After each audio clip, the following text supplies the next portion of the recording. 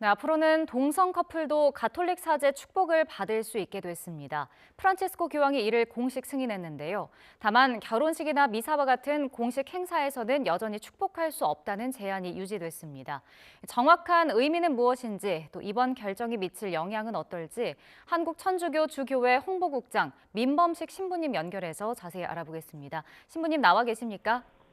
네, 안녕하세요. 민범식입니다. 네. 자, 먼저 내용부터 좀 살펴보면 교황청 네. 신앙교리성에서 동성 커플이 원할 경우에 가톨릭 사제가 이들에 대해서 축복을 집전해도 된다라고 결정을 했습니다. 그렇다면 지금까지는 어떤 게 불가능했고 앞으로는 어떤 게 가능하다는 얘기인가요? 예, 먼저 한 가지 말씀을 드리면, 동성 커플에 대한 축복을 집전해도 된다는 결정이라고 이제 표현을 하셨는데, 이 집전이라는 표현은 교회 전례 행위에 대한 용어이기 때문에 축복을 집전해도 된다는 것은 잘못된 표현이고요. 이번 선언은 동성 커플에 대해서 축복의 가능성이 있다, 축복할 수 있다라고 이야기하는 내용입니다. 네. 그리고 예, 또 한 가지 말씀드릴 부분은 아마 많은 분들이 이제 오해를 하실 텐데 사실 이 문헌은 동성 커플 자체에 대한 인정이기보다는 그동안 이 축복이라는 행위를 교회가 전례적 맥락 안에서만 이해를 해왔고 그렇기 때문에 이제 축복을 할 수가 없다, 축복할 권한이 없다라고 그렇게 가르쳤는데 사실 이번에는 뭐 결정이나 내용이 바뀌었다기보다는 그 축복에 대한 이해를 좀 더 확장해서 이렇게 축복을 청하는 이들에게 교회가 사목적인 그런 배려로 그 축복의 가능성을 열어주는 것이다라고 이해를 하는 것이 더 옳을 것 같습니다. 네. 그러니까 네, 이성 간 혼인 성사를 규정한 교리를 바꾼 건 아니다 이런 의미인데 사실 동성 네네. 커플 축복 문제가 예. 가톨릭 내부적으로도 좀 보수적인 편이 아니었습니까? 예, 보수적인 부분은 분명히 많고요. 근데 이번 선언으로 인해서 뭐, 이 결혼이라든지 성, 혹은 뭐 동성 커플에 대한 가톨릭의 가르침, 교리가 바뀐 것은 없고, 그것은 이제 이 선언서에도 분명히 명시되어 있고요.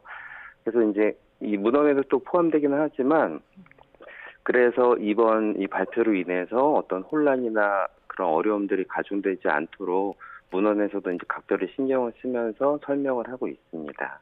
네. 네. 그럼 그동안 이제 사실 내부에서는 좀 치열한 네. 고민이 있지 않았을까 싶은데 어떻습니까?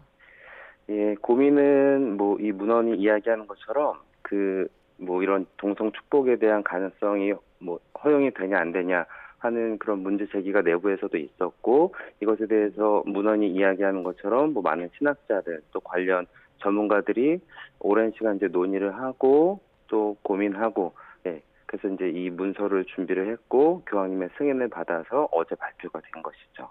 네. 네. 이 교리 선언문을 보면 또 단서가 달려 있더라고요. 네, 교회 네. 정규 의식이나 미사 중에 집전은 안 되고 이성 커플 혼인 성사와는 다르다 이런 건데 네.